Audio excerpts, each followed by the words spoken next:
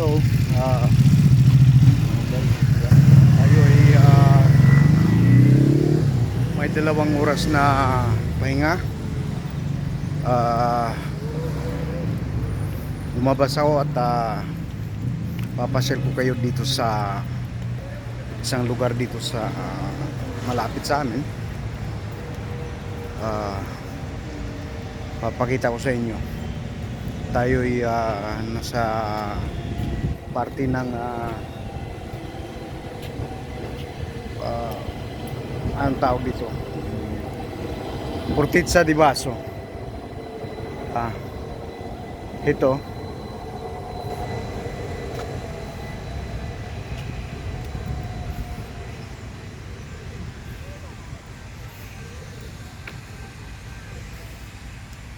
ganito ang lugar na ito, yan. Karamihan dito ay dito namamasyal araw ng linggo. Napakaraming namamasyal dito.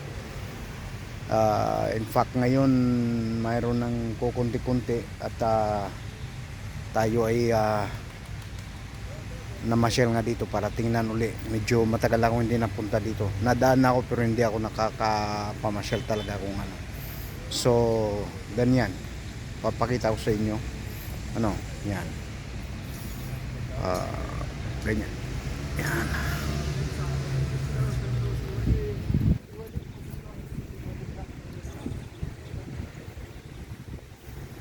Ayun, may fountain sa gitna. Pupuntahan natin. Ito ay mga taga Firenze ang tinatawag nito usually na Fontana di Cigni or yung fountain ng mga gansa. Dahil dati dito ay mayroon nga dito. Ngayon may ilang itik ang natitira dito. At ganyan ang makikita dito. Usually maraming tao dito pag pumupunta oras ng lunch break. At dito sila nagdadala ng mga kanilang mga lunch packs. Dito kumakain. Maganda ang lugar. Doon partida sa harap makikita natin ay mayroong garden na ginagawa sila doon. Dati nakakapasok diyan, ngayon ay dinedevelop nila uli dahil degraded ang ang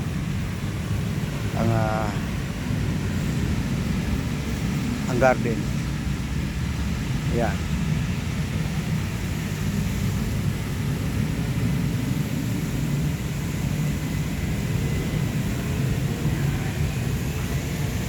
Kita natin.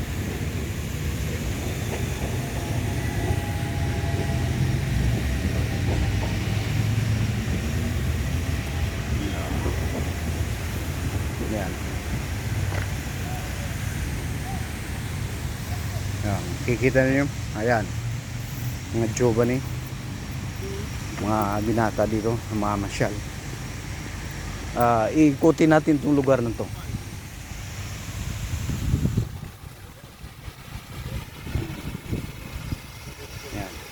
Ewan ko kung medyo against the light ang ang lugar.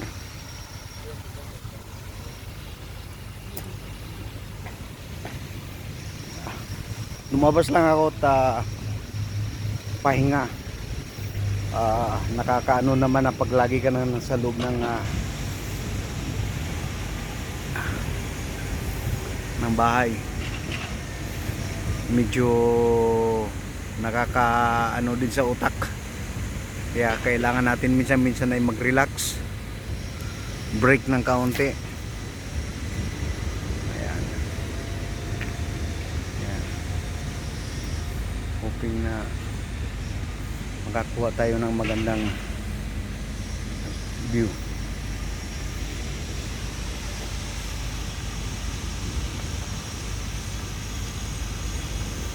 ilang angles. Siguro ito medyo maganda tingnan dahil mas magandang panahon. Yan.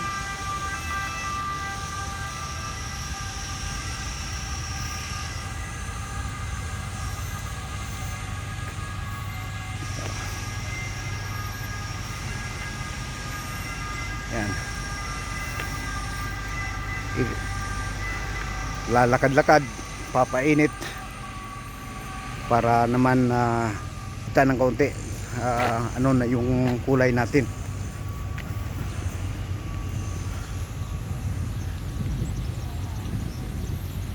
Yan.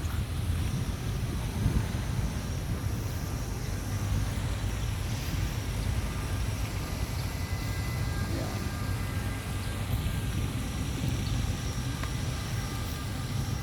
Dalawang oras lang naman akong libre at yun nga konti.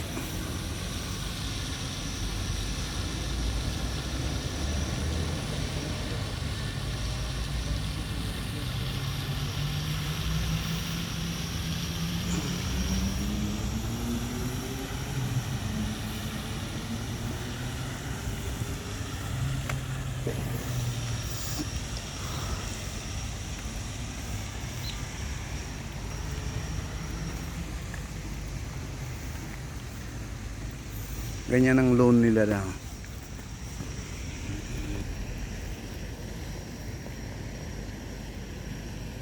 Ganyan.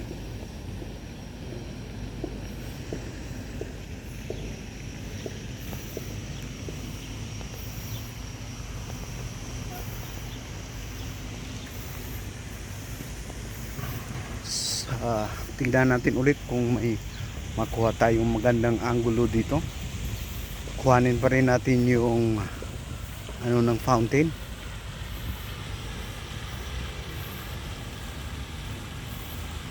Yan.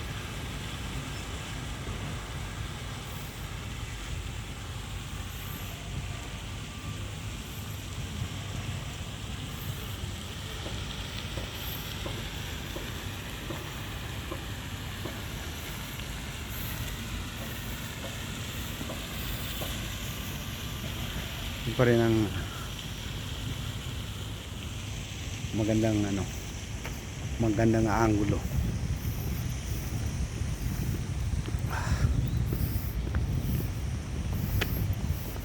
Kunting ikot lang pasyal dito. Ang pangalan pa lang Fortit sa Dibaso ang lugar na ito. Kung makikita natin mamaya ipapakita ko sa inyo ay dating military camp ito na yung mga sundalo ng mga Medici, pamilya Medici. Kaya gayon try natin kumuha uli ng isang anggulong maganda dito. Titingnan natin kung makakakuha ako.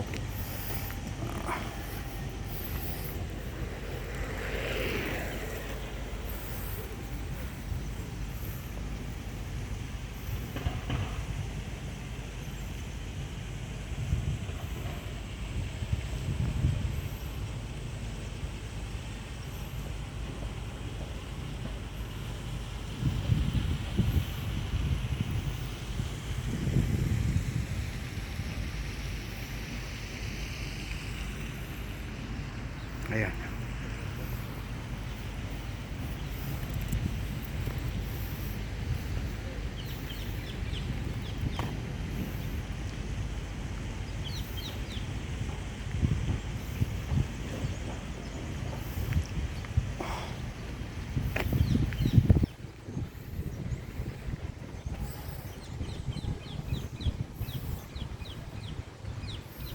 Ayan.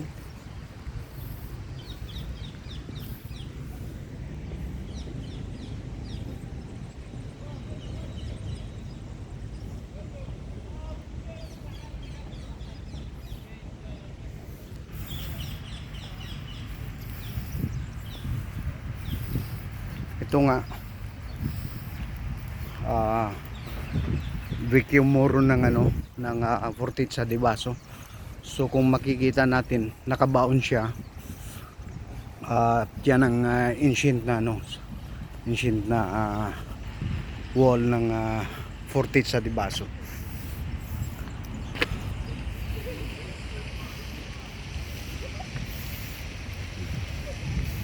Yan. Kapalibot yan, malaki yan.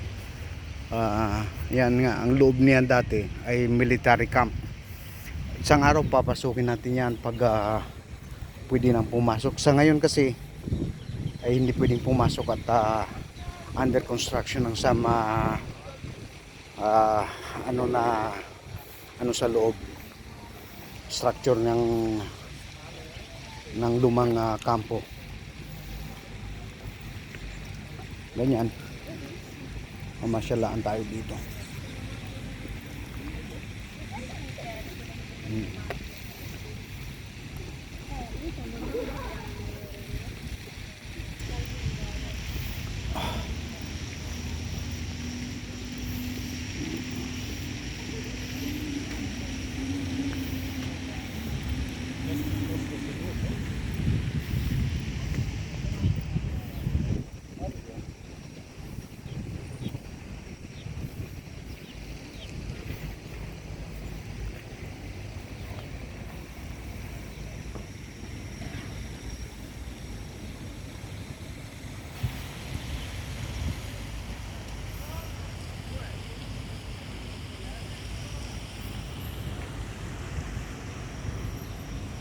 Ayan lang, papakita ko sa inyo ang structure ng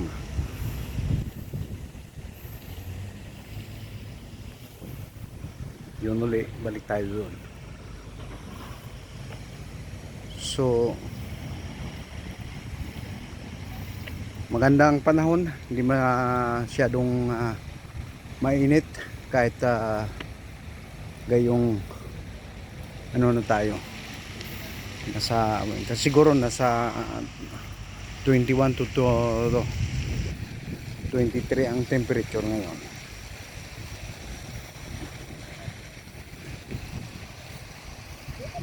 Ganyan.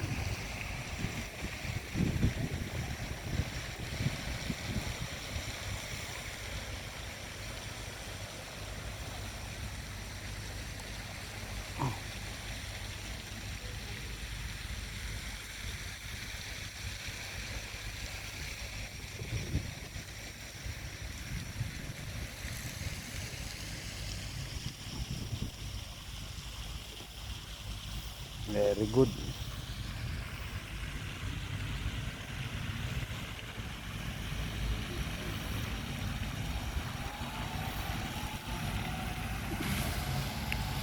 So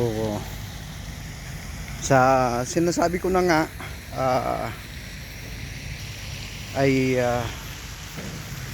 simula ng mga videos natin ito at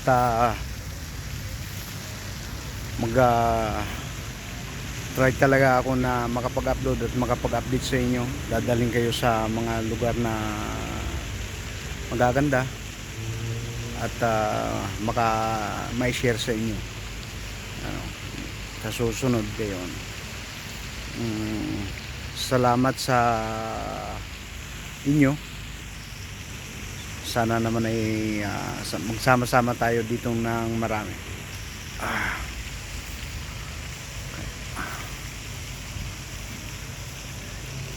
Ayan yung garden na siya, no?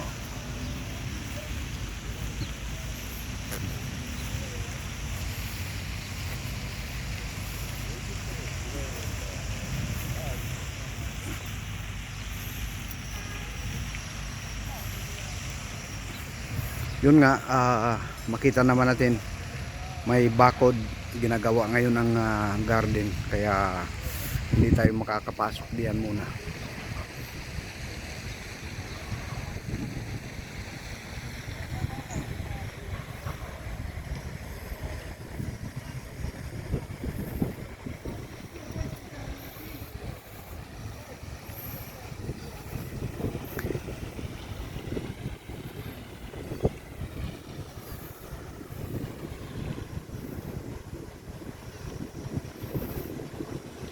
Ito ang kagandahan sa mga ganitong lugar. Pag ang mga tao ay may kusang disiplina, minimaintain na maging malinis ang lugar. Maganda pasyalan dahil malinis at lahat ay sumusunod sa regula na ayan, makita naman natin may mga basurahan, kanya-kanyang tapo ng basura na yan, hindi yung basta nalaan tayo hagis ng hagis kung saan. Pangalagaan natin ang kalikasan at hindi naman yan para sa ibang tao kundi para din sa atin. Katulad ko, namamasyal ako dito, na-enjoy ko sa dahil magandang lugar, malinis. Ayan. Okay, punta ulit tayo sa kabilang parte. Susubukan natin kumuha pa ng ibang anggulo kung may makukuha tayo.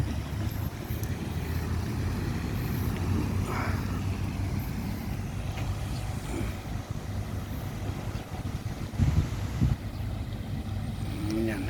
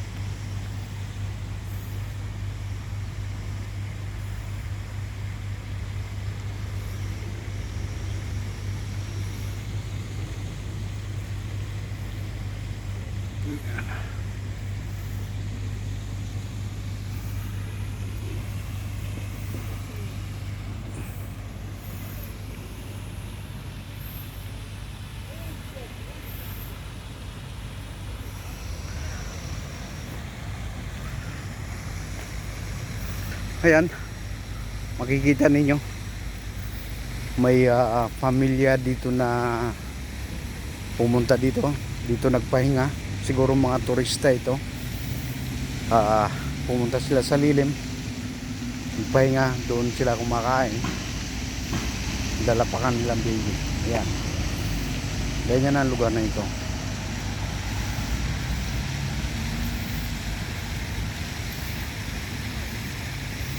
Masarap lang mamasyal mga ganitong lugar. Malapit din ang mga bus stops, mayroon ding tawag nila train na para lang sa loob ng city ng Florence. Kaya madaling puntahan.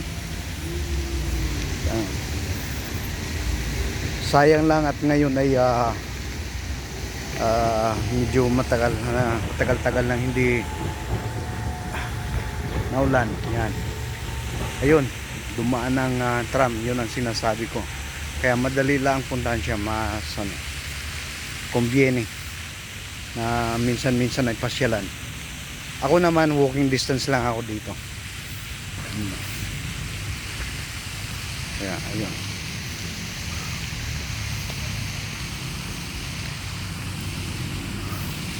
Sa muli, salamat at sinamahan ninyo ako dito. Sana'y dumami pa tayo dito at pinapapasalamatan ko kayong lahat. Ingat at God bless ulit. Thank you.